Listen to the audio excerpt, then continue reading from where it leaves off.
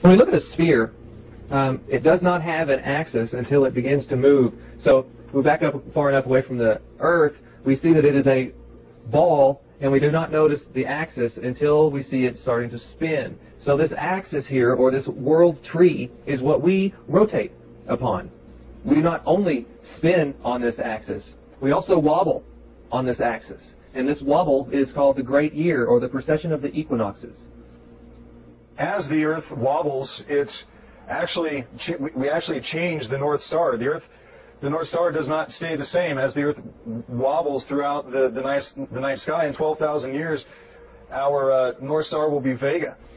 So what happens is one complete wobble takes 25,800 years. And that 25,800 year period is broken down into ages, and we enter a new age every 2,150 years. We've all heard the song, "This is the dawning of the age of Aquarius."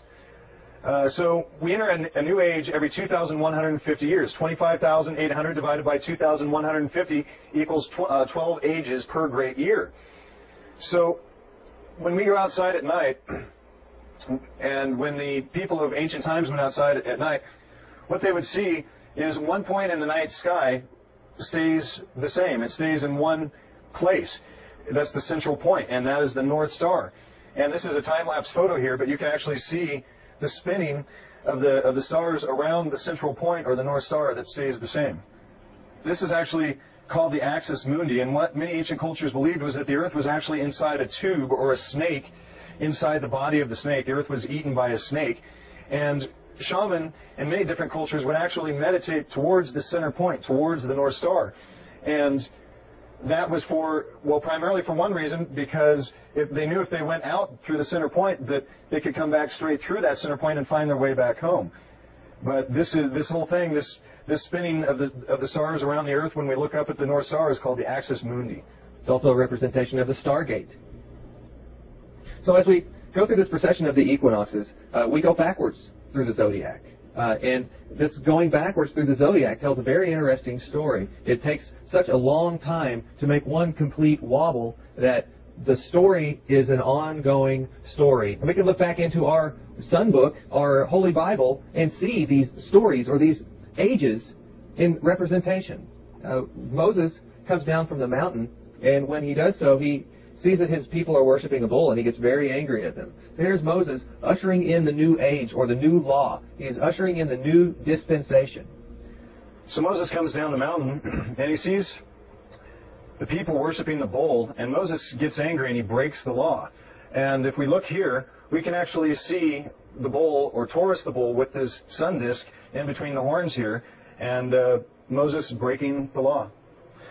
So Moses is depicted here with the horns. Over here, Moses is blowing the shofar. We have Moses on an ancient Roman coin, depicted as a ram with the horns, and up above, once again, the ram. So Moses is synonymous with the ram, and the ram itself is Aries. So here we have the 12 helpers of the sun. This is the depiction of all of the signs in the zodiac. This is the Mazzaroth. And we begin with Aries. We begin with Moses. And Moses, as we said, comes down from the mountain, and he sees that his people are worshiping the bull. And he does more than just get angry. He does more than just break the tablets and smash them and break the law. Here's the story as told in Exodus. Then he said to them, "This is what the Lord, the God of Israel, says. Each man strap a sword to his side. Go back and forth through the camp from one end to the other, killing his brother, his friend, and his neighbor." And the Levites did as Moses commanded, and about that day 3,000 people died. And Moses says, "You have been set apart to the Lord this day, for you are against your own sons and brothers. And the Lord has blessed you this day." This is a very creepy story, but it's important to notice how serious Moses was about shedding the old age and entering into the new one. No longer are we to worship the bull. Now we are to worship the ram. So the Moses and the Jews, they blow the ram's horn to worship their Lord. What's interesting also here is that Robert Hewitt Brown points out in his book, Stellar Theology and Masonic Astronomy, that the word blessed actually means blood. It means literally, when you are blessed, you are pouring the blood of the life that you've taken on you. So here we have the bull. And we are to no longer are we to worship this bull. Here we have Mithra killing the bull, stabbing the bull, taking us out of the age of the bull, out of the age of Taurus. Nike is here killing the bull. We can remember that on television when the bulls play on television with Nike commercials going. That might be a nice little symbology there. Sure, Nike could have sponsored any sport, any team, any city, but they chose Nike and the Bulls to be connected with Michael Jordan, who can fly with his wings, right? Here we have Mithra in the zodiac, or Mithra in the Stargate, killing the bull, once again, killing the age of Taurus. And Moses blowing the shofar, ushering in the age of Aries after the bull has been killed or slaughtered. So what comes after the age of Taurus in the precession of the equinoxes? Now, we need to understand that this is different than the procession of the monthly equinoxes through the calendar year. The precession of the equinoxes actually runs backward through the zodiac, unlike the monthly procession of the equinoxes, which is going forward through the zodiac, changing each month of the calendar year. The precession runs backwards, and so the last age was Aries, and the next age we have the age of Pisces, or the two fish. So who ushers in the age of Pisces? Who is the man with the two fish? None other than Jesus, the fisher of men. He fed the masses with two fish. Jesus was the fisher of men who fed the masses with two fish.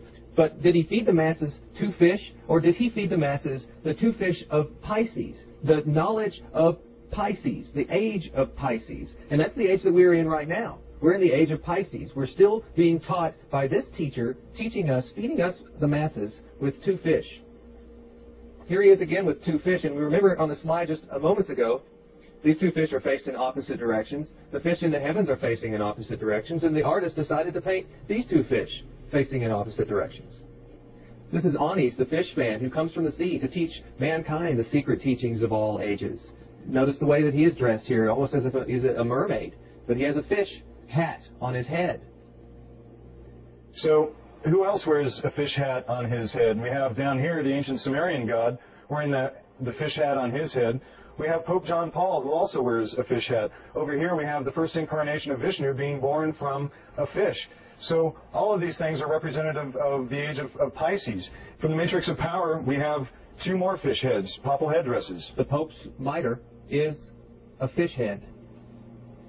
Just as we see Jesus depicted on the back of your neighbor's car, maybe, with the fish. Ixoye in Greek means fish. So we have one fish with a symbol, and we have the word fish. So here's two fish. Ixoye is Jesus as well. In Gematria and in ancient symbolism, this was a mathematical, a symbol of mathematical harmony that the name Jesus was derived from using Gematria. And we're also familiar with this same symbol with credit card companies. So this symbol is very well known. It's represented on cigarettes. It is a symbol of divineness, and we also see it in the symbol of the Olympics. The Vesca is a symbol of a spiritual portal, which emerges from the harmonious balance of two complementary polarities.